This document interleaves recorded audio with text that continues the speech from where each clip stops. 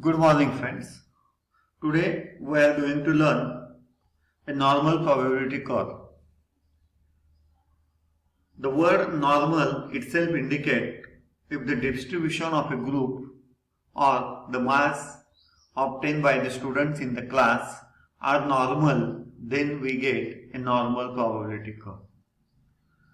Now, normal probability curve means what? If you find the average of the class, the average may be mean, median or mode. Then from this average, if the number of students or the population of both sides is identical, then we call such a curve is a normal probability curve. Is this curve having some properties? It is a bell-shaped curve. Again, the both ends of the curve never touches the x-axis. If you draw a perpendicular from that peak onto the x-axis, then it will divide this curve into two identical parts. Now we are learning some geometrical properties of this curve. Let's now see, we already know the standard deviation. Now from the mean, from this mean to this line, that is, it is a 1 sigma, means 1 standard deviation. Means when we take a mean plus 1 sigma, then between these we are getting a 34.13 percentage. That means if our mean is 50 and suppose the standard deviation is 10, that is, this is 50 and then it is 1 sigma, means it is 10, means between 50 to 60 we are having a 34.13 percentage. Means nearly, approximately, if 100 students are there and mean is 50 and standard deviation is 10, then between 50 to 60 we are having near about 34 students. The same thing is there on the other hand, that is on the left side of the curve. Again, if it is 50 and it is 10, that is 50 minus 10 means 40, then between 40 and 50 there is again 34.13 percentage students. In the same sense, if we take a mean plus 2 sigma, then that is 1 sigma to 2 sigma, there is a 13.59 percentage students. In other words, we can say minus 1 sigma to plus 1 sigma, it is 68.26.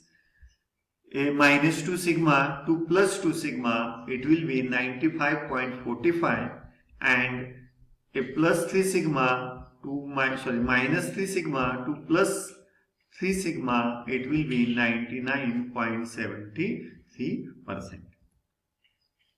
Now sometimes our distribution is not normal, then that time we get there is some errors in that normal probability curve. Generally, there are two types of error. One is a skewness and other one is a kurtosis. First, we think about a skewness. Now, skewness means what? See, that dotted line shows a normal probability curve. Now, sometimes your curve stretch to the left of the normal curve or the right of the normal curve. Then such a type of error is called as a skewness.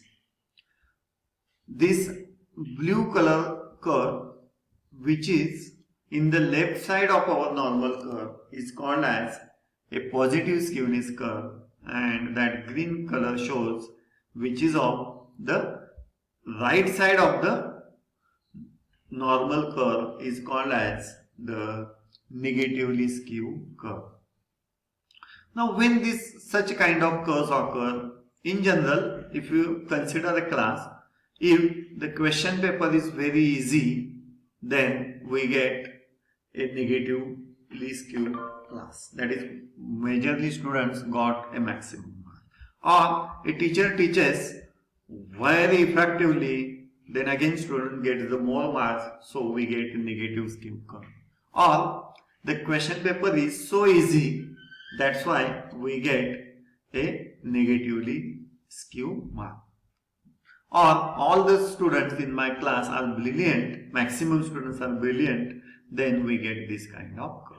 On the other hand, when we say a positively skewness curve, all symptoms are changed. That is, teacher does not teach effectively, the question paper may be very hard, or the students in the class are, the below average students are more than the remaining students. Then we get a positively skewed curve.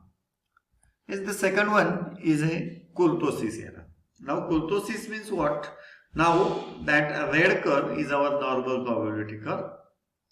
Now sometimes the peak of that curve is above the normal curve or the peak is below the normal curve. Then such a kind of error is called as a kurtosis.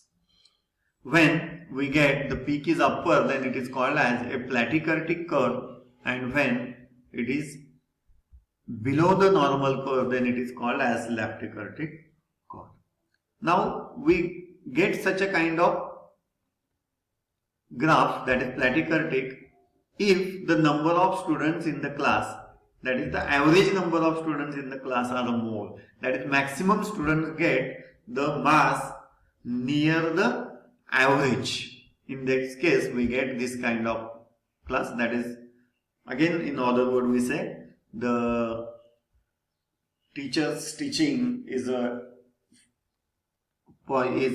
helping for an average mass, or the number of students in the class which are having average intelligence, or the question paper is designed in such a way that the more students get the average marks, or the teachers check the papers in a way that he is giving the maximum average marks to the students. Yes, on the other hand, the second curve, that is a leptokurtic curve, we get such a curve when the class is divided into three groups, that is a below average, above average and average, and all three groups having near about the similar number of students, then we get such a kind of curve.